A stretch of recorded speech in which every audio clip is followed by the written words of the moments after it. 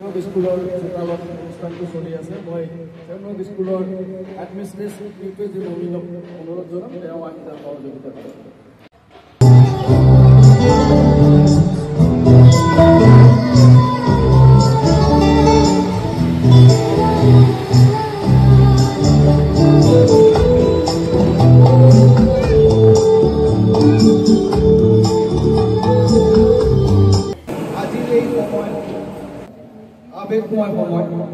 আবেগপূৰ্ণ সময় আজি 18 নৱেম্বৰ।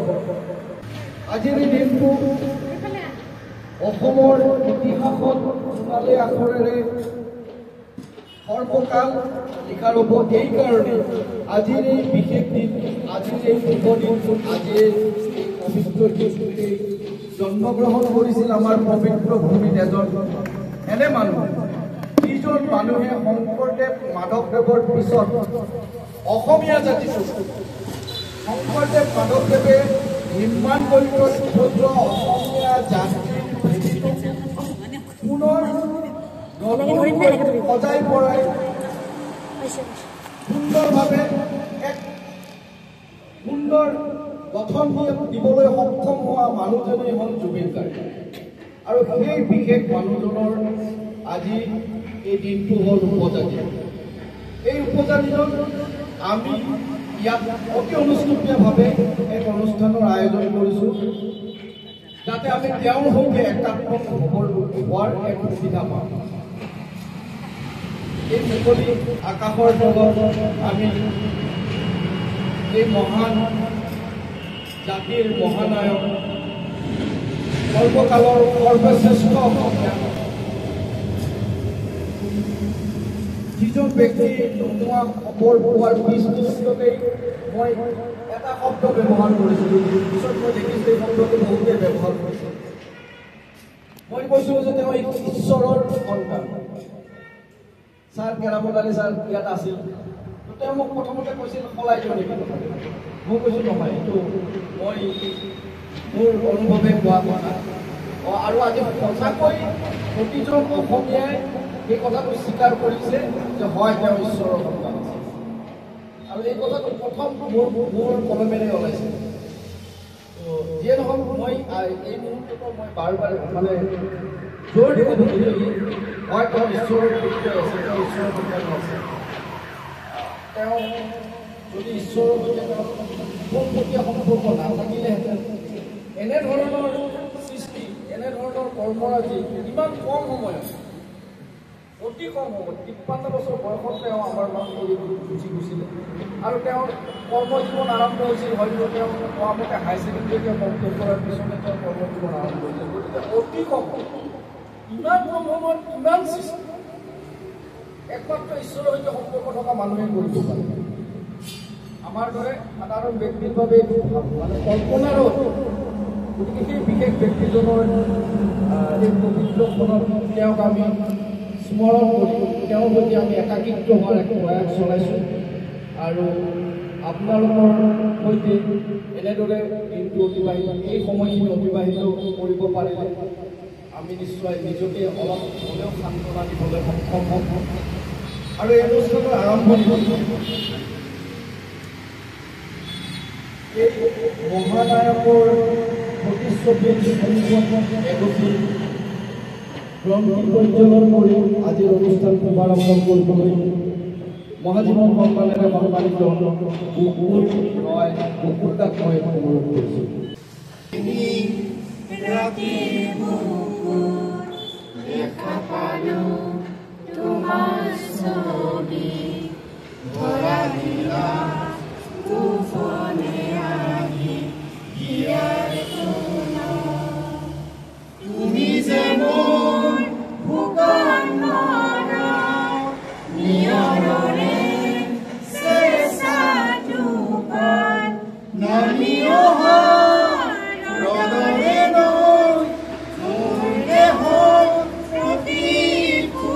Oh